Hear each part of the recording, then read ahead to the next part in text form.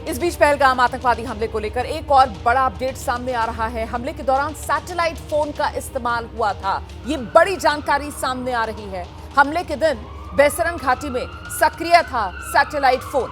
भारत में तस्करी कर ये सैटेलाइट फोन लाया गया। सूत्रों के हवाले से बड़ी खबर, सैटेलाइट फोन पाकिस्तान से तस्करी कर लाने की आशंका है। ये जो सैटेलाइट फोन जो इस इलाके में एक्टिव था, जिस दिन ये आतंकवादी हमला हुआ, वो चीन में बना हुआ सैटेलाइट फोन बताया जा रहा है। और हमले के दौरान लगातार ये जो सैटेलाइट फोन था इस इलाके में एक्टिव था। तो देखिए जिस तरीके से जांच आगे बढ़ रही है, अब ये कुछ डिटेल्स हैं जो सामने निकल कर आ रही हैं। ऐसे में एक सैटेलाइट फोन की बात सामने आ रही है। वो सैटेलाइट फोन जो चीन का बना हुआ है और पाकिस्तान से इसको भारत स्मगल करने की आशंका बनी हुई है। हम सीधे आपको लेकर चलेंगे इस खबर पर और डिटेल्स के साथ। हमारे साथ हमारे सहयोगी आसिफ कुरैशी इस वक्त मौजूद है। जरा आसिफ से जानते हैं। आसिफ, ये जांच जब आगे बढ़ रही है तो फिर सैटेलाइट फोन वो एक्टिव 22 अप्रैल की तारीख को जब यहां पहलगाम में हमला हो रहा था, इसको लेकर क्या डिटेल्स है जो सामने आई है और क्या उस हमले के दिन के बाद भी ये सैटेलाइट फोन कहीं पर ट्रेस हुआ है? रोमाना, देखिए, सुरक्षा बलों की जो जांच है, सुरक्षा एजेंसियों के खास तौर पर कहे तो अब उस सैटेलाइट फ़ोन को खंगालने में है, क्योंकि जितने भी सैटेलाइट फ़ोन जो आधिकारिक तौर पर या ऑफिशियली जो कश्मीर घाटी एंटर करते हैं, तो उनके बारे में पूरी जानकारी जो कैरी करने वाले होते हैं वो कश्मीर में एंट्री करते ही उसकी जानकारी देते हैं, या फिर जो विदेशी पर्यटक सैटेलाइट फ़ोन के साथ देश में एंटर करते हैं तो वहाँ पे उसकी नंबर देके एजेंसियों को पहले ही सूचित कर दिया जाता है कि ये व्यक्ति अपने साथ एक सैटेलाइट फ़ोन ला रहा है। लेकिन अनंतनाग हमले के बाद जो पहलगाम में हमला हुआ, उसके बाद सुरक्षा एजेंसियों ने जब यहाँ पे खंगाला, तो सैटेलाइट सिग्नल को खंगाला, तो उसमें पता चला कि एक हुआई का एक सैटेलाइट फ़ोन है जो इस घटना वाली जगह के आसपास यूज़ हुआ था, घटना से पहले और घटना के समय के आसपास यूज़ हुआ था। जिसके बाद अब इस सैटेलाइट फ़ोन को ढूंढने की कोशिश हो रही है।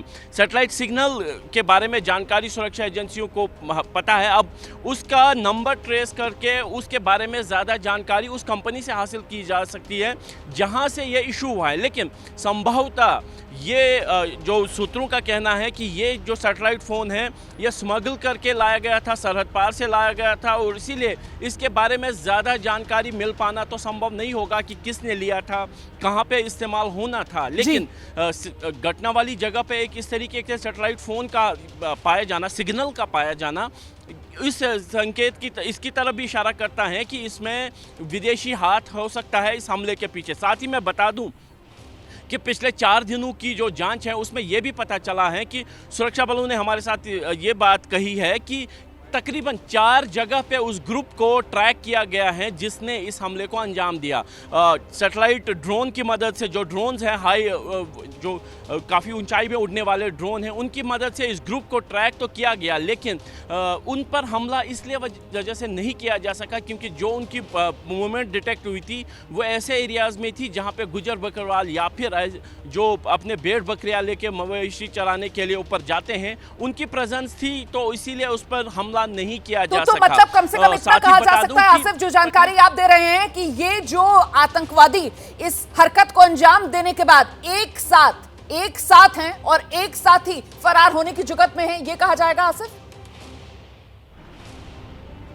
बिल्कुल रोमाना, देखिए, जैसा आपने कहा कि जो तलाशी अभियान है वो कश्मीर घाटी से शिफ्ट होकर डोडा किश्तवाड़ की तरफ चला गया है, वो इसी बात के संकेत हैं कि क्योंकि बैसरन का इलाका जो है पीछे से, जो पीछे वाला इलाका है बैसरन का, वो कोकरनाग होते हुए किश्तवाड़ डोडा के साथ मिलता है। यानी सुरक्षा बलों का वहाँ पे तलाशी अभियान चलाना इस खबर की पुष्टि भी करता है कि जो यहाँ पे हमला करके जो हमलावरों का ग्रुप यहाँ से निकला था वो ट्रैक करके तकरीबन 20-22 घंटे का ट्रैक करके किश्तवाड़ डोडा के बॉर्डर पे पहुंचा है, और इसीलिए यहाँ पे भी अब तलाशी अभियान चलाया जा रहा है।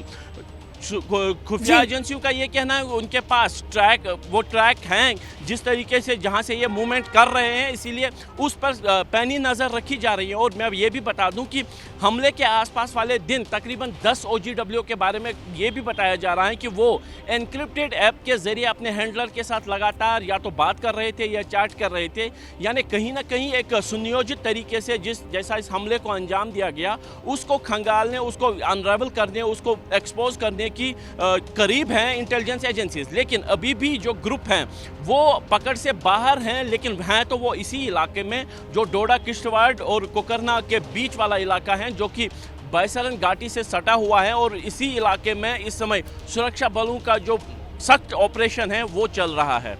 बहुत शुक्रिया आपका आसिफ कुरैशी इस तमाम जानकारी के लिए। तो एक तरीके से ये आंख मिचोली का खेल है, लेकिन बहुत लंबा चलेगा नहीं। जिस तरीके से आसिफ कुरैशी हमारे सहयोगी अभी आपको बता रहे थे कि साहब कई बार ऐसा हुआ है कि ये जो आतंकवादियों का समूह है बैसरन घाटी में जिन्होंने आतंकवादी घटना को अंजाम दिया, उन्हें ट्रैक किया गया। हमला इसलिए नहीं किया जा सका क्योंकि जिस इलाके में ट्रैक किया जा रहा था वहां पर वो बकरवाल समुदाय के लोग रहते हैं, लेकिन कहीं ना कहीं रडार पर ये आ चुके हैं।